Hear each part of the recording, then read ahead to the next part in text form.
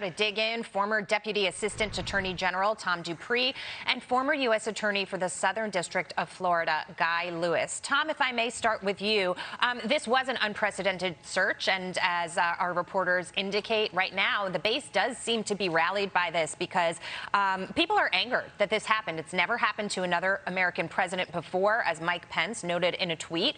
And people are wondering why, if President Trump was cooperating with any kind of investigation into allegedly taking documents out of the White House, why this step was necessary at this time. Any thoughts you can provide on that?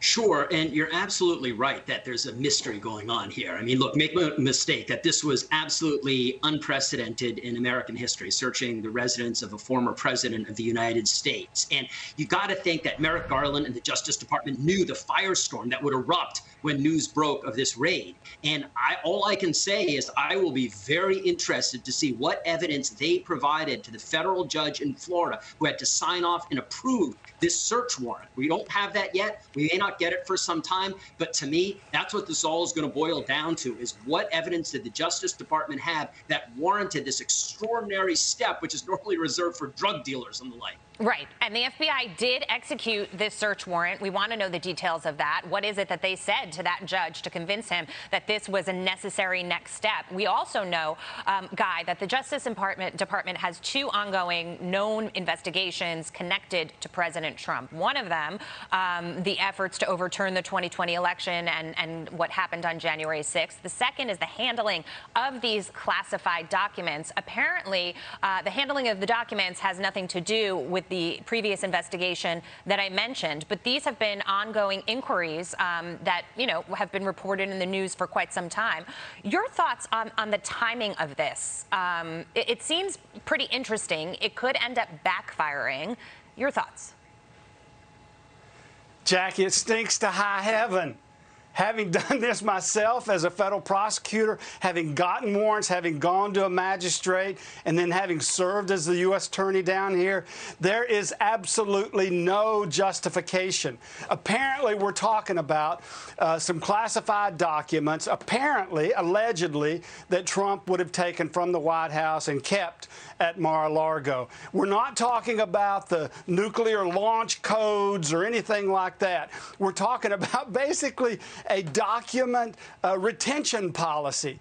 And to go into a magistrate and to allege that a federal crime has occurred and for the first time ever search the home of a former United States president, outrageous in my view, especially when they could have gone in with just a subpoena and while they're talking to the president's lawyers in real time.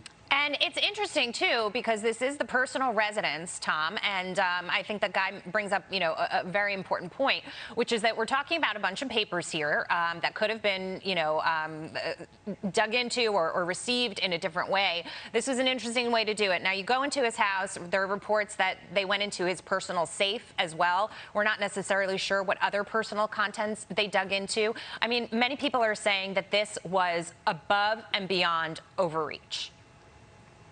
Yeah, and this gets to what I was saying earlier about this being the way that the Justice Department typically will bust drug dealers, right? Normally, if you are dealing with someone who's withholding records wrongfully or trying to negotiate the production of documents, right, you go with them at a subpoena, you file some administrative claim, you negotiate it, you reach some sort of compromise resolution. You don't kick the door down to their house and blow open their safe. That's what makes me think there's got to be something else going on here, because I can't imagine how the Justice Department could have think it would be justified if that's all this is about. I mean, they're dragging out the nuclear arsenal to kill an ant if that's what this is going on. Can you speculate, Tom, on what you think, what else may be going on?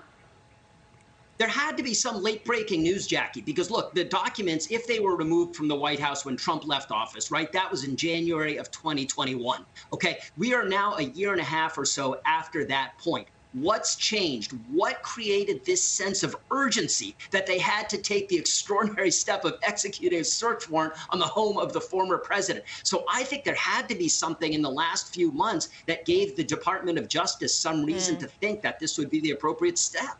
I think there could be. I think it's a certain possibility. Guy, there are many folks out there who would say, well, you know, they've been after him for quite some time. They don't want him to announce a run for 2024. They just want to completely knock him out of the race together. From a legal standpoint, investigations like this, would that knock somebody out from being able to run? Forget the public perception of it. Actually, I think the public perception helps him.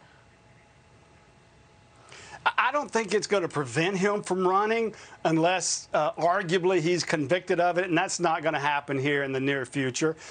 No way they're going to be able to charge offense and get a final resolution on the case. And I think you're right, Jackie. It's just empowered, whether you love Trump or not, it's just empowered him and probably has led to the making of his decision. And if by chance it's true that the Biden White House didn't know about this, right, which I don't believe for a second. What does that say about the communication, the level of competency and communication that's going on between the Department of Justice and the White House? Holy mackerel! What an extraordinary event. I think you're right, and I think that it's hard to believe that they didn't know, but of course that is the line that they are feeding the press right now. Tom, Guy, great to see you both. Thank you.